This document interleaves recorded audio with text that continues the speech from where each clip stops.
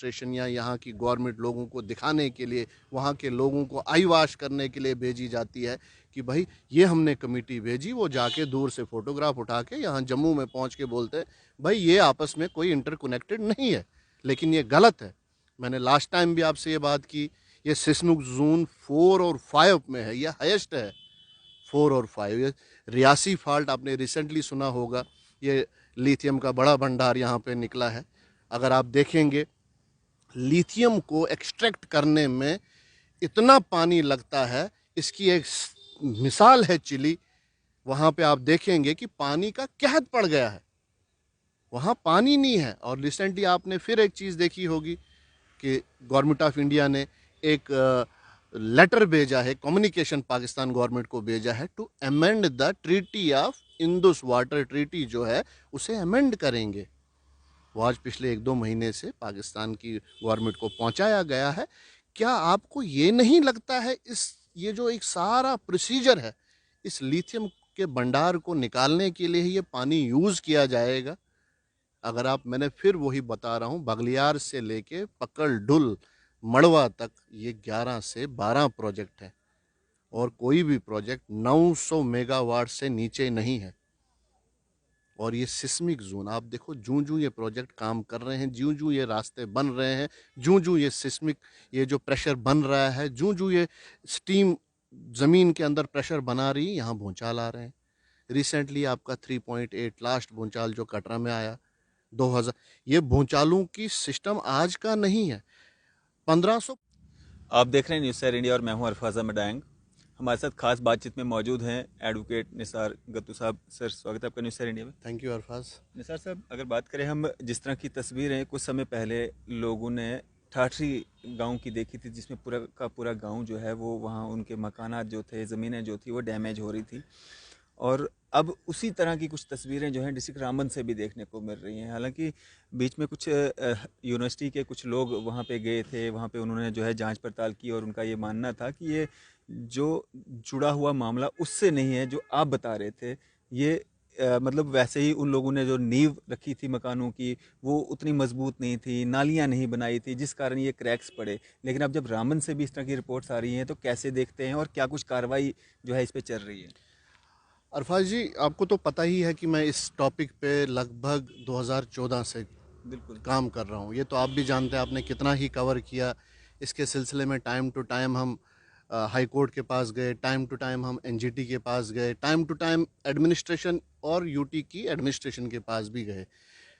इसमें जो अभी तक का जो माहौल बना हुआ है, जैसे कि ठाठरी जो है, ठाठरी में जब ये लैंडस्लाइड हुई, वहाँ के मकान क्रैक हुए या बाकी चीज़ें हुई, तो उसके बाद गवर्नमेंट ऑफ जे ने एक आई वाश के लिए जियोलॉजी की एक टीम वहाँ पे भेजी।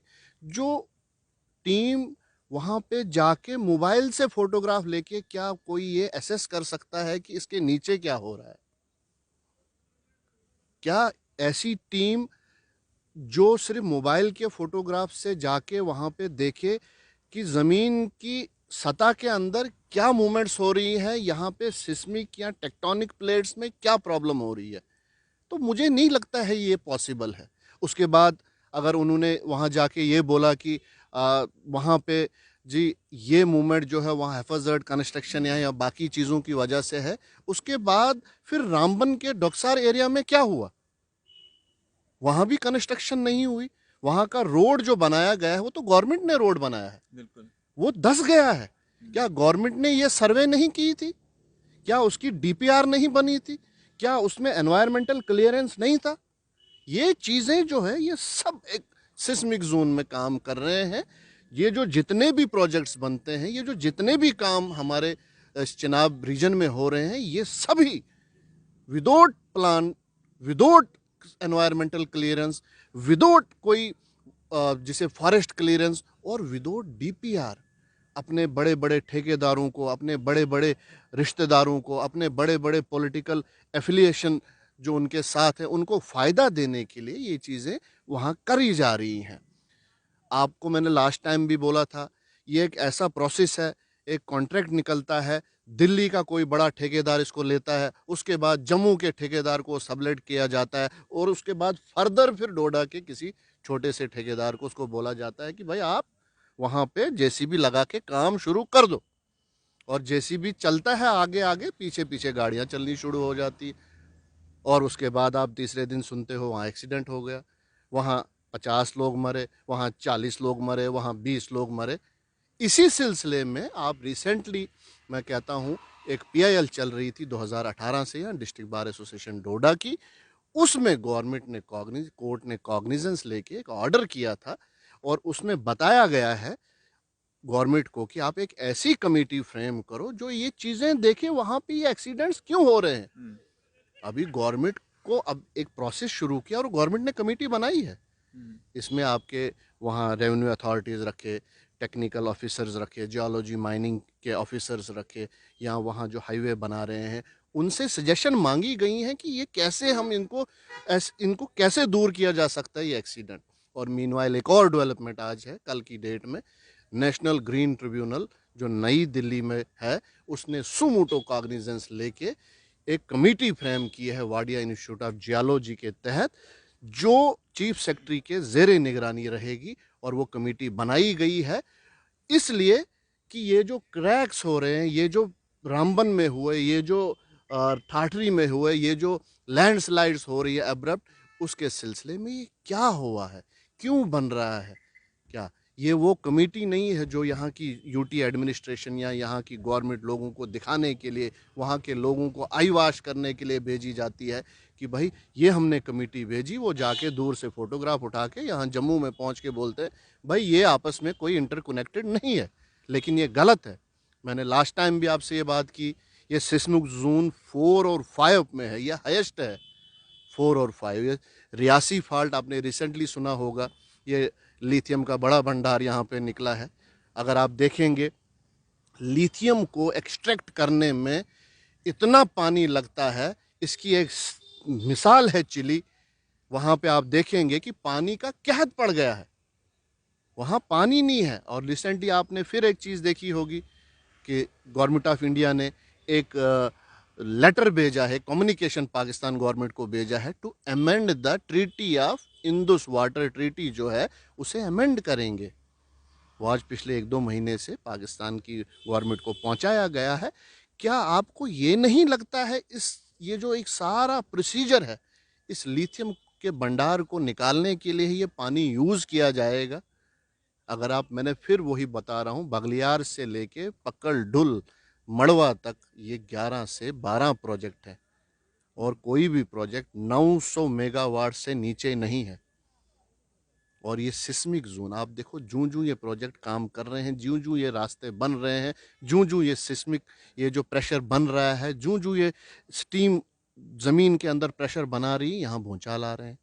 रिसेंटली आपका 3.8 लास्ट भूचाल जो कटरा में आया 2000, ये भूचालों की सिस्टम आज का नहीं है।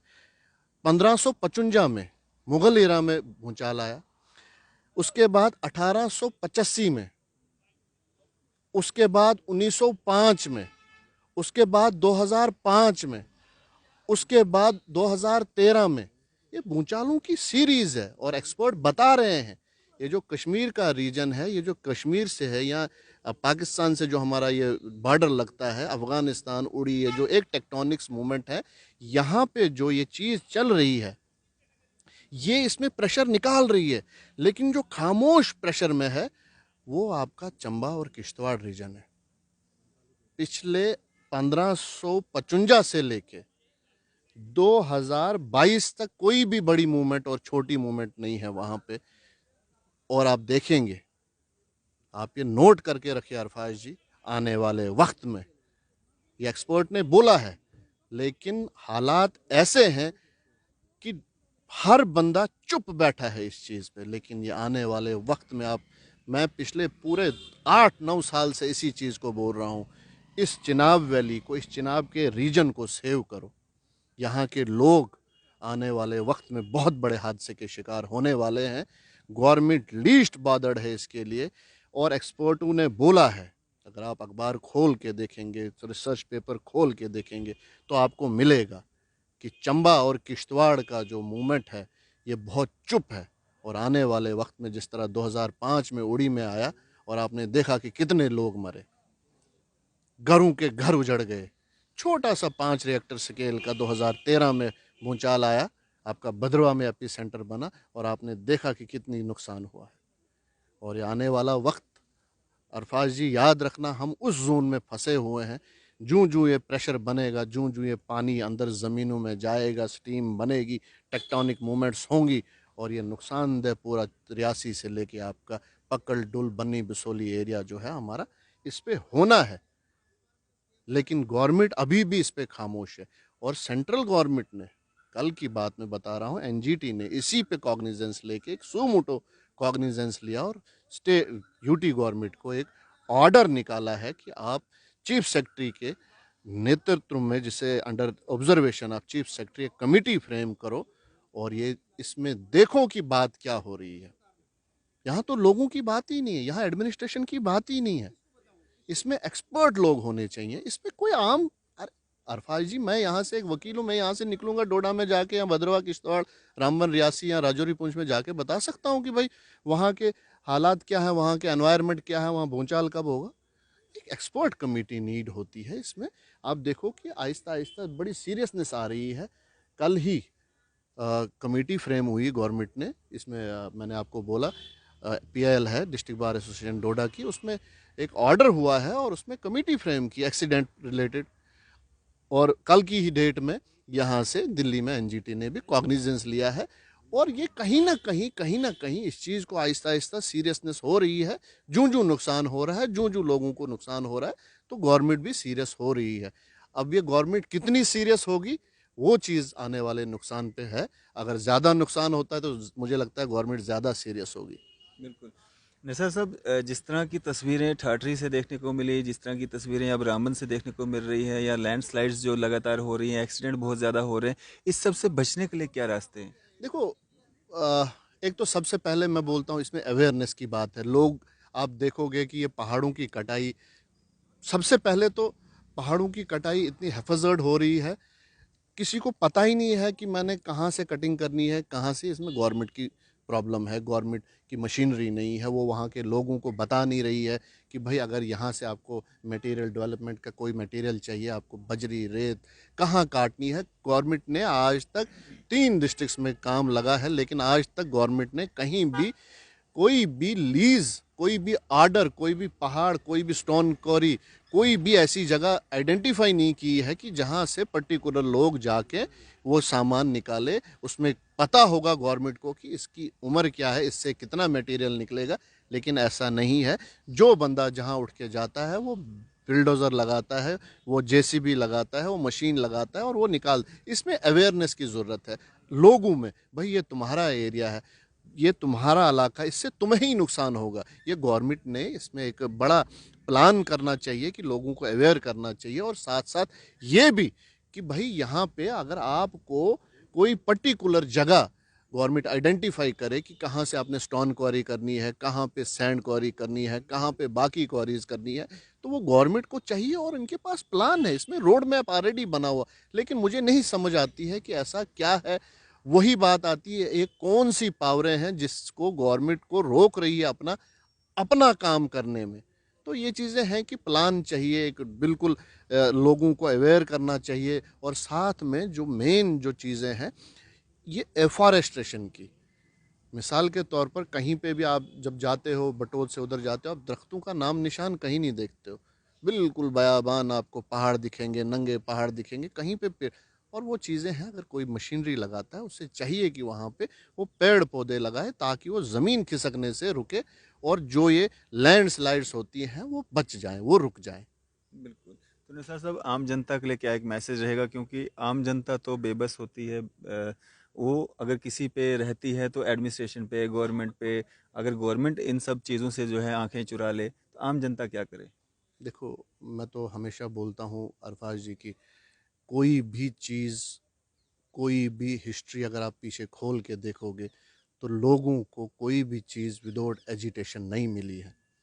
छोटी छोटी चीज़ें, आप कोई भी रेवोल्यूशन देखो, आप हिंदुस्तान का आज़ादी का मौरका देखो, आप हिंदुस्तान की जेपी मूवमेंट देखो, आप सत्याग्रह देखो, आप ये जैसे हम नॉन कॉपरेशन मूवमेंट देखो, कोई भी मूवमेंट जहाँ पे लोगों का फ़ायदा है, गवर्नमेंट किसी को बना के नहीं देती है, गवर्नमेंट किसी को फैला के नहीं देती है, गवर्नमेंट किसी को टेबल पे सजा के नहीं देती है। इसके लिए लोगों को खुद बाहर निकलना है, अपने हक के लिए बोलना है। जब तक वो अपने हक के लिए नहीं बोलेंगे, जब तक वो अपने हक की डिमांड नहीं करेंगे, रास्तों में नहीं आएंगे, रास्तों में लोगों से एडमिनिस्ट्रेशन को पकड़ेगी नहीं, तब तक ये चीज़ें मुश्किल है। मुझे अपना घर बनाने के लिए मैंने खुद जाना है, ना कि तीसरा बंदा आएगा। वो एरिया, वो पूरा एरिया हमारा है।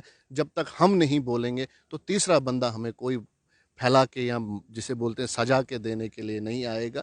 लोगों को ये चीज़ें समझनी चाहिए कि आप जो ये चीज़ें कर रहे हो, ये आपके नुकसान के लिए। जम्मू, श्रीनगर या दिल्ली में बैठे हुए लोग, किसी को ये फ़िक्र नहीं है कि वहाँ भी 5-8 लाख लोग रहते हैं उस एरिया में, किसी को ये फ़िक्र नहीं है।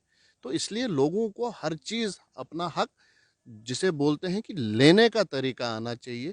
लेने उनको बिल्कुल एडमिनिस्ट्रेशन को कस के लेना होगा, ऐसे काम नहीं चलेगा। चलें, शुक्रिया हमारे से बातचीत करने के लिए। Thank you Arfaz. तो ये थे हमारे साथ एडवोकेट निसार गत्तू साहब। आपकी इस सब पे क्या राय है? अभी अपनी राय ज़रूर साझा कीजिएगा। इसी तरह की मज़ीद अपडेट्स के लिए आप देखते रहें न्यूज़ सर इंडिया। मैं अरफाज अहमद, कैमरामैन शाहनवाज के साथ।